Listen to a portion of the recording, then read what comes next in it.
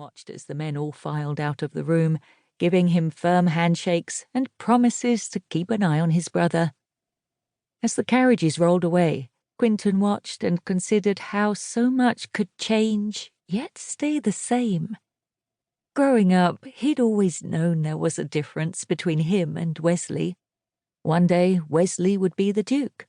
Oldest sons had a different destiny than those born after. It was an undeniable truth that had forged two sets of friends, those who would inherit, and the younger brothers who would not, and in their turn would have to find their own way. The world of the ton was small, and if a person wasn't known directly, he had at least been heard of. So when Quinton attended Cambridge to study, many faces had aligned with the names he had heard around the dinner table. Wesley's friends all had younger brothers, similar in age to Quinton. That was all the common ground the group needed, and they quickly fell into easy friendship. It was those older brothers who now accompanied Wesley to his celebration of the last of his bachelor days.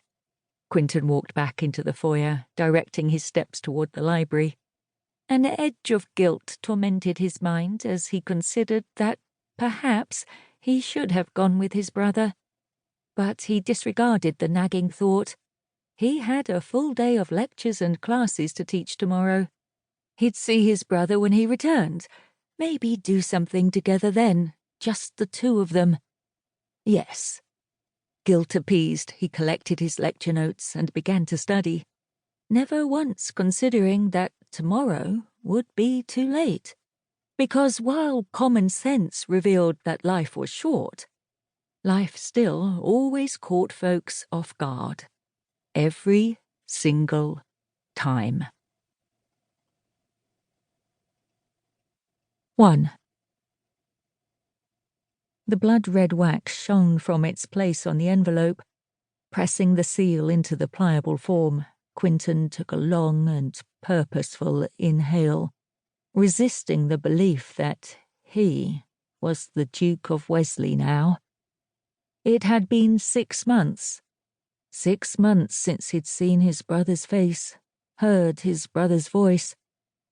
He wasn't the only one bearing the inescapable burden of loss. Every one of his best friends had suffered the same horror. Each one of their mothers had wailed, retiring to her room, refusing to leave for days. 6 months hadn't dampened the pain, just made it possible to keep surviving in the middle of it. The suffocating pressure was constant.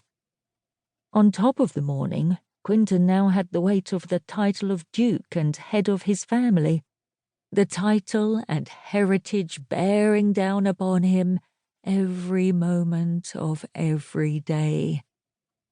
He had been content to be a professor of politics and history at Cambridge. He'd loved it, each moment. But life didn't always turn out the way one expected. After all, no one had suspected that Wesley and his friends would get that drunk, or fail to keep the rug away from the fire. Life had promised that they were young men, with their lives ahead of them, and in a few hours that had all been stolen, reduced to a pile of ash and rubble. Quinton rose from the desk and walked away, emotionally leaving the weight behind him. He needed to get out, to get away, but there was no escaping the truth. He took in the familiar view of his study.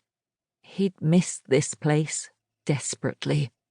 Cambridgeshire was his heart's home, but duty called him to London.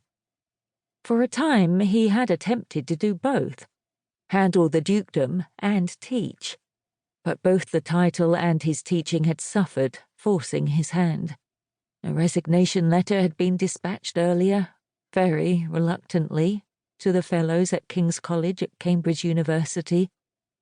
It was an abominable time to walk away from the university, with enrollment increasing at such a pace as to outrun Oxford for the first time in the university's history. But there was nothing to be done for it.